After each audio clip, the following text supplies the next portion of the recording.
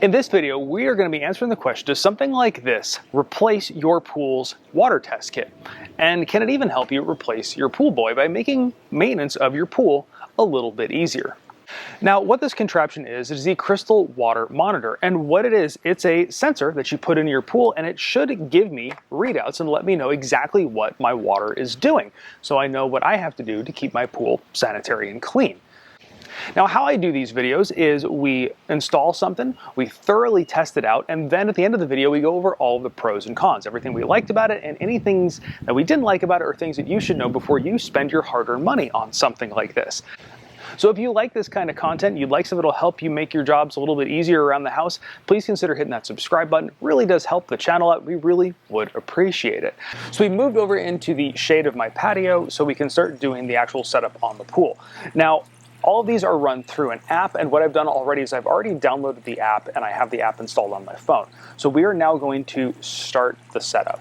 And the first portion of the setup is to actually install the batteries. We're going to install the batteries in the little box here.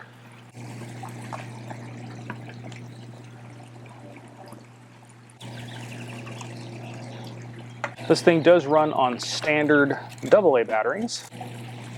We've got our batteries installed, and I've noticed that little light just started flashing on the top of this thing. So these batteries are incorrect.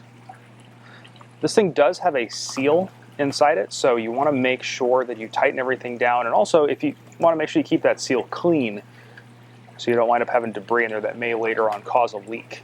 Now with the batteries installed, we're going to go to the next step. We are outside, and we're going to now connect the actual sensor. Snaps right in place. We are going to tell it we've connected the sensor, and then we're going to scan the code on the top of the sensor. Now, one thing to note is this thing does connect over Wi-Fi. It does not have a separate node that sits outside. So we're going to connect to our home network. Our home network is HAL. If you know where I got that name from, leave me a comment down below. I'm going to put in my password and connect. Now, the one thing to note is this means you are going to need Wi-Fi connection in your backyard by your pool. Next, there is a code on the sensor itself that we're going to scan, and then remove the cap. And this is where things become a little bit of a challenge for me. If you look at my pool, there isn't really a place to mount this thing. They suggest you can mount it to a railing. I don't have a railing. A flat surface. Well, my flat surface is just my coping. I don't have a really good place to mount it. I have a couple ideas. I'm going to get this thing set up, and then I'm going to play around with some mounting ideas, see if I can get creative. I've got one that might be a dumb idea, but sometimes dumb ideas work. We'll see. So right here is where I think it's going to live. So we're going to put the sensor in the pool. And right now, I'm just going to put this thing on the side of the pool. Like I said, I got an idea. We'll see if it works. In the meantime, let's get this thing calibrated. So now it's telling me it's going to be about 40 minutes while the thing kind of figures itself out in the pool. So we're going to let it do its thing. But the one thing I did notice was the way it's set up, the sensor is pretty deep in the water. It's down about 3 feet underwater right now, whereas my previous ones were floats. They sat inches from the surface. And I had really wonky readings with the floats. And I think that was because they move around, they get stuck right next to jets, where with the salt pool, I'm having chlorine blasted right past them. So I never really got consistent readings. We'll see if that's different with this one. Fingers crossed. Okay, so it's been our 40 minutes, and I just got an alert on my phone that says a water test is recommended. This is the calibration process. I've done this with all the other ones, and it came with test strips to do the calibration. Now, for this one, I'm going to just use the test strips, but in a perfect world, I would prefer to use my Taylor test kit to get really more exact readings than this, but this is what it comes with, so that's what we're using. So I'm going to scoot on over to the pool with our test strips, dunk it, and then get our reading. So we've dipped our strip. Now we're going to put in the results into the app. So you kind of just come along here. So right now it's saying I have about 3, and actually these seem to be pretty accurate based on my current Taylor kit that I did. Total chlorine, or my free chlorine's 3, my total alkalinity. Actually, yeah, these are pretty accurate to what I believe my pool to be right now, so that's good. So now I'm going to let this thing run for the next week or two. We're going to check in a couple times, see how it's going, and then we'll give you the final results. I am in a hotel room. I am traveling. I'm on the other side of the country from my pool. You might also notice I'm wearing glasses. Between the beginning of this video and now, I found out I needed to do wearing glasses. So here we are. Now, where that relates into and why I wanted to make this segment on my cell phone and not all my normal equipment is this. I am traveling. You'll notice on this graph here, a little, that's my temperature. The reason the temperature dropped so much was because the night before we left on this trip, I topped up my pool, went inside, started packing stuff, and left the thing running for I don't really know how long. But I did a pretty significant water change, which means I have no idea where my stabilizer's at in this pool. I know it's very low because it was already on the low side to begin with. What that then means is my oxidation potential, my chlorine levels have been all over the place. And I wouldn't have known what to do. I didn't have enough time. We were leaving on a red eye the next morning. So what I've been doing on this trip is I go and I look at the results on my phone each day for my testing, and then I go into my pump and I can adjust my pump accordingly because I have a salt pool that will therefore adjust how much chlorine I'm churning into the pool. And I've managed to keep my pool pretty much in the place where I need it. So hopefully when I come home, my pool won't be bright green. So we're back home from our trip across the country, and we were gone for 10 total days. And like I had mentioned from my hotel room, I screwed up and overfilled my pool, except I didn't actually know how much I had diluted things until I got back. And I can say without a shadow of a doubt, this pool would not look like this if I hadn't had that thing telling me what was going on in the pool. When we left, I reset my pumps and my salt cell to produce more chlorine because I knew I had diluted out my CYA, but I didn't realize by how much. I had 5 ppm in the pool. Oops. What that meant was we were barely generating enough chlorine during the day to battle what was going on at night. And like I showed on the graph, I was getting these dumps at night, which means my chlorine was chewing away at algae. So I kept bumping it up to kill off the algae at night. If I hadn't have known what was going on and been able to see what was going on in the pool, I would have just left my pumps running the way I had been, thinking I had set them correctly, and this would have been a swamp. Especially because my phosphates are way the heck too high still, but it is what it is. And as you can tell right now, I'm very happy with this thing because it saved me from a green pool, but I do want to talk about the pros and cons so you can decide if this is something that you want to do for your pool. Now first, let's go over the pros. And I think I pretty much just covered the pros in that this thing does a really good job letting you know what's going on in your pool every single day, every minute of the day, and you can have it send you alerts if your pool starts going out of whack. So you can get in front of a problem before it becomes a problem.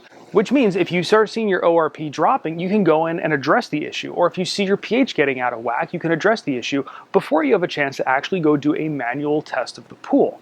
Now, in my case, I could even do that from the other side of the country because I can go into my pumps through the app for my pumps and adjust them and make those adjustments accordingly. Now, the other thing that I was concerned about, because I have used other devices in the pool to test my water, is the accuracy of it. And some of the other ones, the accuracy was really all over the place. This one seems to be dead on. I've confirmed the pH readings from both my own home tests and also running it down to my local pool store, and they've always been dead on. Now, it doesn't give me a chlorine reading, it gives me the ORP reading, which we talked about already, but that has been accurate in terms of telling me whether I have enough chlorine to do the job in the pool or not. The setup and install of this thing was very simple to do. You can get this thing up and running in your backyard in about 10 minutes. That's about how long it took me. The most complicated part of it was deciding where to mount the thing. And in my case, I actually wound up mounting the thing underneath my skimmer lid. And what I did was there's a double-sided stick pad. I stuck it in there and it stuck to the underside of my skimmer lid. Now, my skimmer lid is actually one of the concrete-filled ones. And I was worried that I was going to have a problem with signal getting back to the house, but I can confirm it is still picking up signal inside the house. So I have the thing hidden underneath the skimmer lid, and I have the wire now coming out of the skimmer and into the pool. Now, as we know, not everything is perfect, so in these videos I do always go over the cons, because my videos are reviews, not advertisements. So let's talk about the cons of this system. The first major one, which I'm sure people want to know about, is the cost. This is not an inexpensive system. I'll have a screen grab right here of the current cost of this thing. They do make it for saltwater and a regular chlorine pool. And there is also a subscription that you have to sign up for. Now, before you start freaking out about subscriptions, because I hate subscription services, I hate the Adobe, the Microsoft, the everything subscription services, this isn't really a subscription. And before you start screaming at me in the comments, hear me out. That sensor that is underwater is a consumable item. So that sensor is going to last about a year. And I can confirm that with the other sensors that I've used. They last about a year and they start corroding and giving bad results. What the subscription is it is ongoing sensor replacement. Anytime your sensor starts to fail, you will get a replacement sensor sent to you. That's what the subscription is paying for. With the other devices that I've used and that I've seen, once the sensor goes bad, you have to replace the entire unit, usually for $200 to $250. This subscription service is under $100 a year, and if your sensor fails earlier than a year, you'll still get a replacement sensor. Whenever your sensor goes bad, they send you a new one. So you're really just kind of ongoing paying for replacement sensors, which you would have to be doing anyway with any other probe you'd be using. Now, that said, what's the cost here and there between this and a proper test kit? Now, I use the full Taylor test kit, and the full Taylor test kit, if you buy the whole thing, costs this much. And yes, that is a lot less money than this probe. Now, the thing is, with the Taylor kit, you got to come out and do the stuff in the yard. You can't just look on your phone, or you can't just get an alert. So if you're on top of things with your Taylor test kit and coming out and testing all the time, it's going to be fine. If you're like me and you forget, this thing is going to remind you. Now, the other thing is, does this actually replace your test kit? And the answer to that is also no. It does not replace your test kit, because this is going to tell you your pH, but it's not going to tell your actual chlorine reading. It's just going to tell you whether the chlorine's working or not, the volume is working or not. So if you have to add chlorine, you need to know how much to add. That you're going to have to work out with a test kit and a pool calculator. It's also not going to tell you things like your total alkalinity, calcium, and all that other stuff that you need to know to actually take care of your pool. Mounting the thing can also be a challenge depending upon your pool layout. I don't have a railing or a rail or a little place I can mount mine. So for a while I had the thing just sitting on the pool deck until I figured out I could mount it inside the lid. Although mounting it inside the lid is still kind of a kludge because there's not really an easy way to mount it. I had to kind of figure it out for myself. But if you have one of these things, mounting it inside the lid may be a good option for you. And the other challenge you might have is the actual probe in the pool. This thing is a wire connected to a probe. Kids, when they're splashing around the pool, are going to grab and pull on everything, including this wire, including the probe, and might yank the thing clean out. So where you place it and how you use your pool might be a consideration for this device.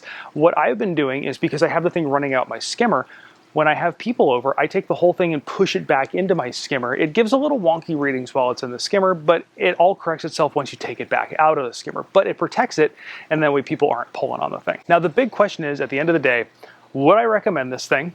And am I going to continue using this thing and pay for the subscription? And the answer is maybe and yes. The maybe is, I can't recommend this thing, only you can recommend it for you. I gave you all the information, now you can make a decision whether this is the right product for your pool. For me personally, I love this thing. It just saved me a green pool. So yes, I'm going to continue using it. I just stuck the thing inside my skimmer box, so it's kind of permanently mounted now, and I'm going to be paying for that subscription service. So for me, I like it. You have to make that decision for you. Now, I will have links down in the description below so you can check this thing out. You can decide if it's something you want for your pool. If this video helped you out, give me a great big thumbs up. If you like this kind of content, DIY stuff, tech stuff, things that you can do around your house to make your life a little bit easier, hit that subscribe button. We really would appreciate the support. If you have any questions, the comment section's down below just for you. And of course, thanks for watching.